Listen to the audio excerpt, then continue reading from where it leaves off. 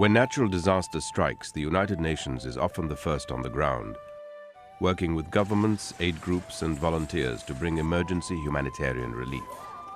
This is just one aspect of the UN's work, which includes bringing clean water to communities in need, vaccinating children, helping farmers to improve their harvest, and much, much more. Today, the United Nations is the one truly global forum with 192 nations represented in the General Assembly.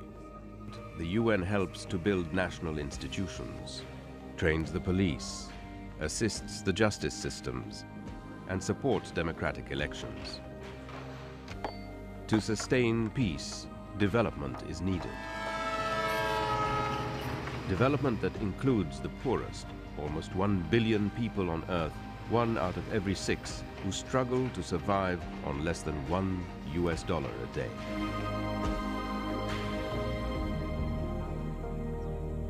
The new UNDAF with $1.6 billion worth of program will assist the country in areas of poverty and value addition, food and nutrition security, social services and protection, HIV and AIDS.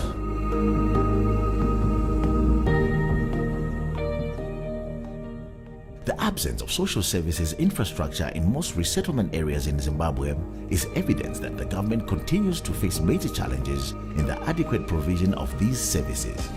Amongst other priorities identified by the Ward 20 community is the construction of a clinic to improve health service delivery in the area. The clinic is expected to serve at least 18 villages in the ward who are traveling distances of between 15 and 30 kilometers to access health services.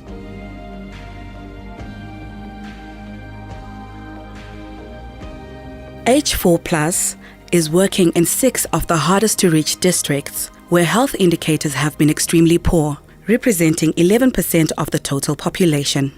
We were advised that our daughters need time for their bodies to develop, and marrying them off at a tender age exposes them to the possibility of maternal and newborn deaths.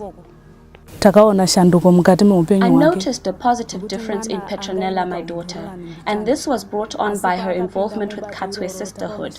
As a result, I began supporting her by advocating for the same.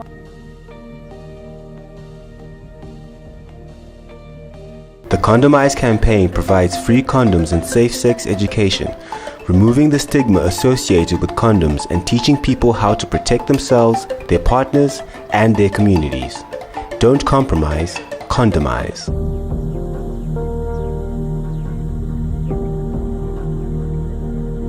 I get maybe 550 kgs if we've got rains. But last year, I only got 10 kgs or so. This year it was worse.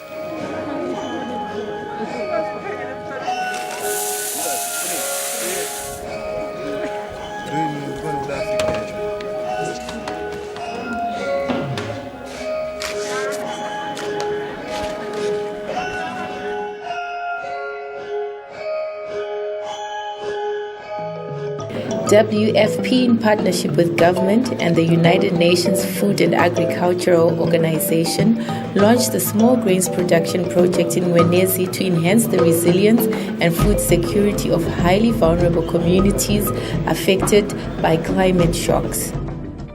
In the sweltering heat of Buhere district in Manicaland province, scores of farmers are toiling away at the Mafuratidze Solar Micro Irrigation Scheme in Ward 22. The community-based planning approach allowed the community to craft development priorities for the ward.